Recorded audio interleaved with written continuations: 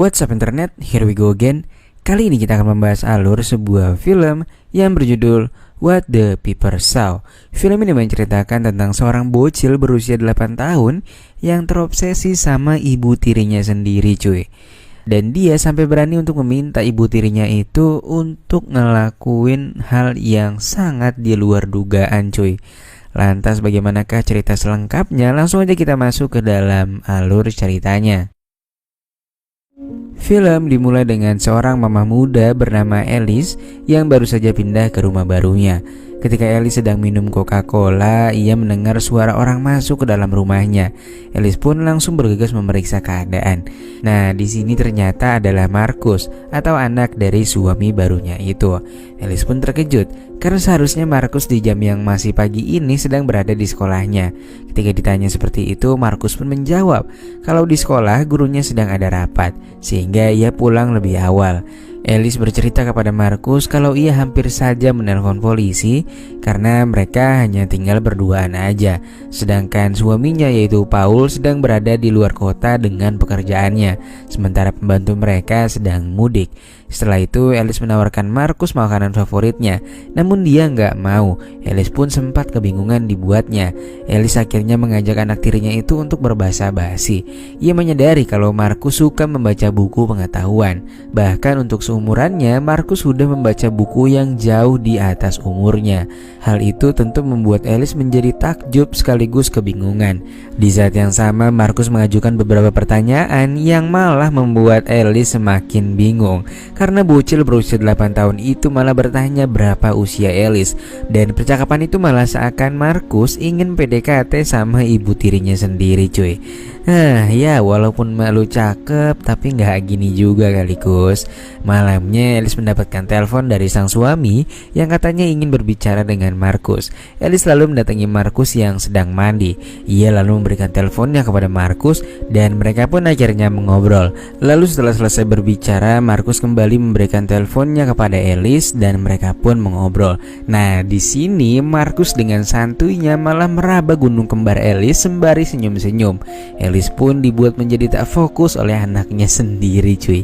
Dan akhirnya ia malah menutup telepon dari sang suami dan lantas pergi meninggalkan putranya. Dari sana ia pun merasa kalau ada yang gak beres dengan Marcus. Esoknya Alice pun melihat Marcus dari kejauhan yang sedang bermain. Alice merasa curiga mengapa Marcus tak pernah bermain dengan teman seusianya. Ia lebih sering menghabiskan waktunya sendirian saja. Saat sedang bersantai, Alice pun menanyakan kegundahannya kepada Marcus kenapa ia nggak memiliki teman. Marcus dengan santai menjawab kalau ia tak membutuhkan teman. Ia bisa menyelesaikan segala sesuatunya tanpa dibantu. Alasan itulah yang membuat Marcus tak suka bergaul. Beberapa minggu setelahnya, Paul akhirnya pulang dengan menggunakan pesawat jet pribadi. Alice dan Marcus pun menjemputnya di bandara. Setelah itu mereka melanjutkan perjalanan menuju rumah dengan menggunakan mobil mewah. Ketika di perjalanan, Marcus memperhatikan tangan ayahnya yang mulai membandel dan menuju ke arah serabi lepit Alice, dan dia pun hanya senyum-senyum sendiri memperhatikannya. Pantesan ya. Inilah kenapa ada istilah buah jatuh nggak jauh dari pohonnya. Karena kelakuan bapaknya aja, ya gitulah ya. Begitu tiba di rumahnya, Alice dan Paul pun langsung melakukan perpusrengan duniawi. Dan setelah selesai, Alice bertanya kepada Paul mengapa Marcus tak memiliki teman. Paul menjawab bahwa semenjak ibunya meninggal, Marcus berubah 180 derajat. Ia yang biasanya sering bermain bersama teman-temannya, kini lebih sering menyendiri. Paul juga bercerita bahwa Marcus adalah anak yang sangat cerdas.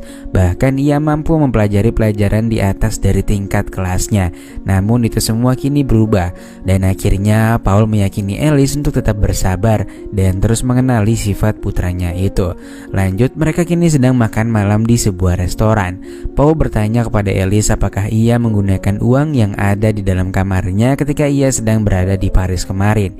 Alice pun menjawab kalau dia nggak mengetahui keberadaan uang tersebut. Namun di sini Marcus malah berulah dan ia malah ikut memojokkan Alice. Padahal nyatanya Marcuslah yang mengambil uang tersebut. Sikap Paul di sini pun tak ingin memperkeruh suasana.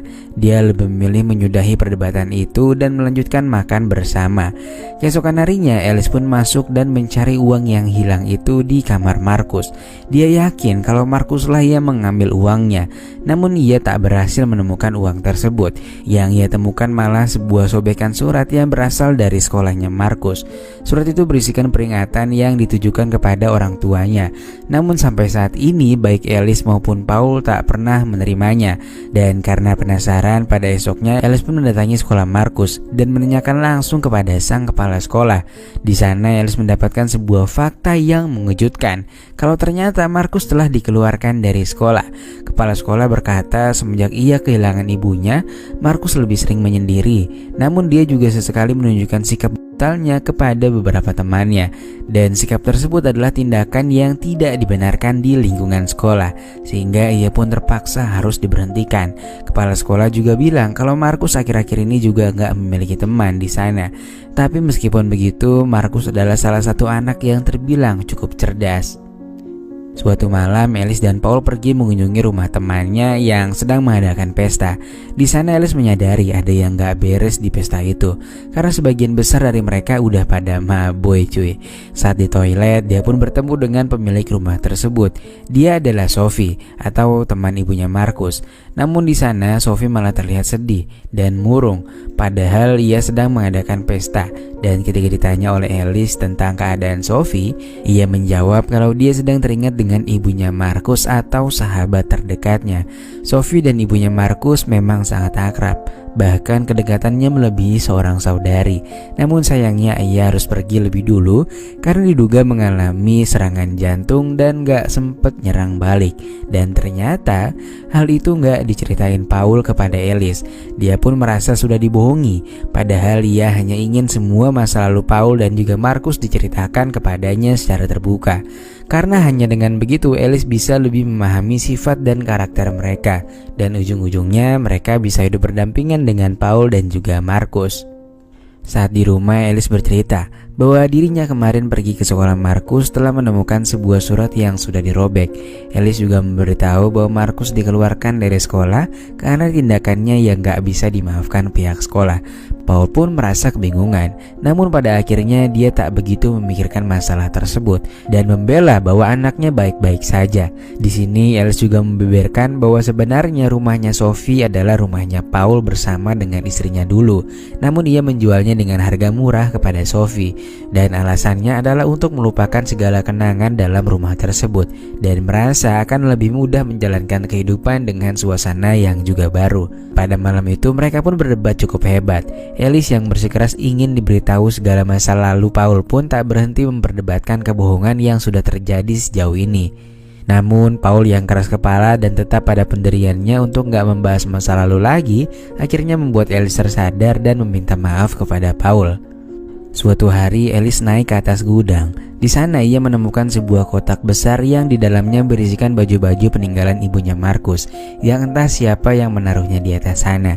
Dia akhirnya mendatangi Markus dan membuka perbincangan. Markus tahu kalau kedatangan Alice hanya untuk membicarakan ibunya. Alice pun menawari hadiah jika Markus ingin sedikit terbuka dengannya.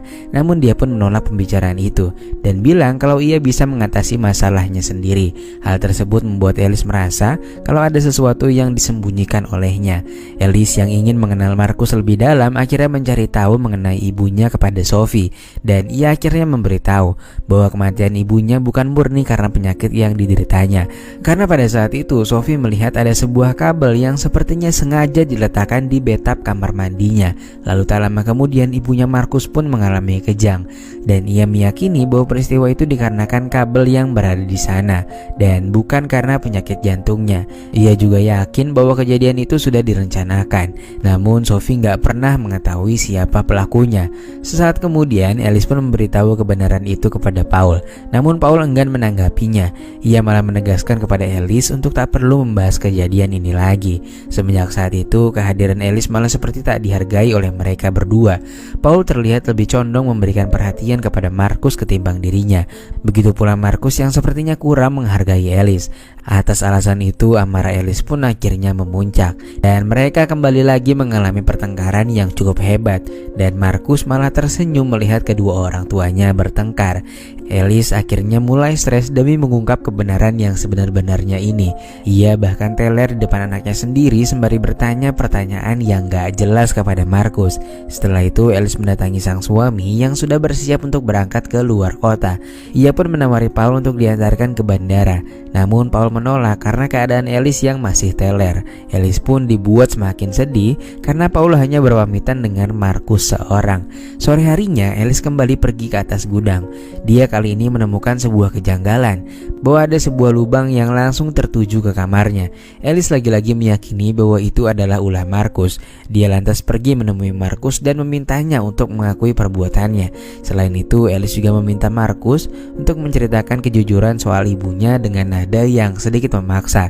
Di sini Markus pun berkata bahwa ia akan memberikan informasi yang sejelas-jelasnya kepada Alice, namun itu semua tidaklah gratis. Ia meminta sesuatu yang indah-indah kepada Alice. Sejenak Alice pun terdiam, namun perlahan tanpa diminta ia lekas melepas satu persatu kancingnya. Markus bilang kalau itu tidaklah cukup. Ia meminta Alice melepaskan semuanya, dan ketika Alice sudah membukanya, Markus mengaku bahwa ialah yang meletakkan kabel itu secara sengaja dong. Entah apa yang mendasari Markus tega melakukan semua itu, dan pernyataan itu membuat Alice menjadi agak takut dengan bocil 8 tahun itu. Beberapa hari kemudian, Alice mengajak Paul ke atas gudang untuk memberitahu lubang yang kemarin dia temukan. Namun secara ajaib, lubang itu sudah tertutup. Alice lalu menyuruh Paul untuk membuat anaknya mengakui tindakannya. Namun Paul menolak dan menganggap bahwa Alice hanya mengada-ngada. Hingga akhirnya Alice pun dibawa menuju ke psikiater. Di sana Alice bercerita tentang kejadian-kejadian aneh yang dia alami selama tinggal bersama dengan Paul dan juga Markus. Namun di sini Alice malah diberikan sebuah pertanyaan yang malah membuat Alice menjadi sangat tertekan. Kejiwaan Alice malah kini menjadi dipertanyakan, hingga akhirnya Alice pun dibawa ke RSJ setempat untuk dilakukan pemulihan. Dan setelah dilakukan perawatan selama beberapa bulan, Alice pun akhirnya dinyatakan pulih. Alice dijemput oleh Paul. Keadaan kini mulai hangat seperti yang dia harapkan. Kedekatannya dengan Markus juga kini mulai membaik. Hingga akhirnya suatu hari ketika Alice dan Markus sedang berada di sebuah taman, Alice sengaja melempar mainan anjing ke arah jalanan yang membuat Markus berlari mengejar anjingnya. Di saat yang sama, sebuah mobil putih melintas dengan kecepatan penuh. Dan iya, Markus pun meninggoy dengan tragis. Sementara itu tak sama sekali terlihat penyesalan dari tatapan Alice. Dia akhirnya kini bisa hidup dengan tenang bersama dengan Paul. Dan lalu film pun selesai.